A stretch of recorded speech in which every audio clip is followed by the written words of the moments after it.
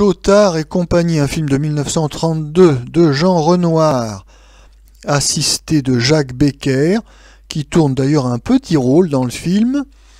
Chotard et compagnie, donc d'après la pièce de théâtre de Roger Ferdinand qui produit également ce film à petit budget, avec dans les rôles principaux Jeanne Boitel, Fernand Charpin, Louis Seigné. Le sujet: Charpin, riche commerçant, a donné sa fille en mariage à Julien, un écrivain qui rêve au lieu de travailler. On se querelle beaucoup à ce sujet, jusqu'au jour où Julien reçoit le prix Goncourt. Charpin admire ce gendre hier méprisé, veut s'instruire et néglige ses affaires. Julien reprend le commerce.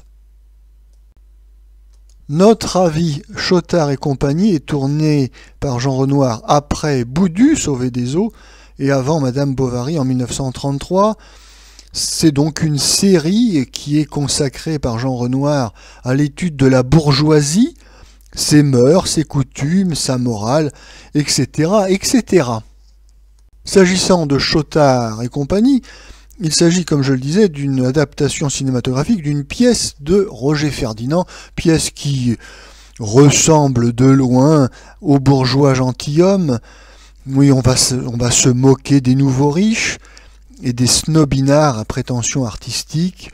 La pièce n'est pas très originale et pas très intéressante, et le film, malheureusement, pas davantage.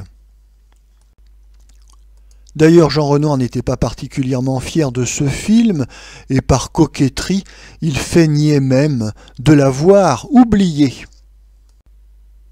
Le projet de ce film, tourné en 1932, remonte à 1930, c'est-à-dire au début même du cinéma parlant et sonore en France, lorsque Roger Ferdinand, l'auteur donc de la pièce de théâtre Chotard et compagnie, propose à Jean Renoir de faire une adaptation avec Rému dans le rôle principal.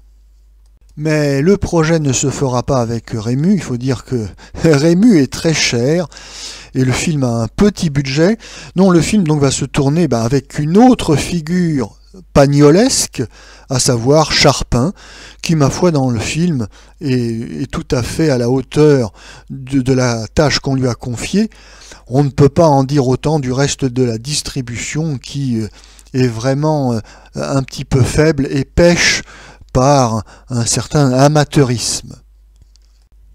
Même si l'histoire du film n'est pas très originale, même si la distribution n'est pas excellente, mis à part Charpin, même si Renoir ne semble pas très impliqué en réalité dans ce projet, il n'en demeure pas moins que certaines séquences sont marquées de l'empreinte du maître.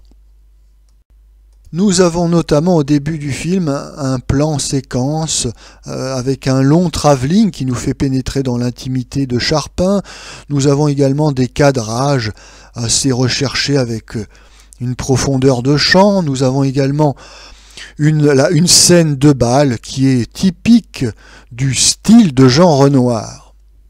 Oui, si indéniablement dans sa forme, le film est bien signé de Jean Renoir, en revanche, quant au fond, on peut comprendre que Renoir ait préféré oublier qu'il avait réalisé un film si médiocre.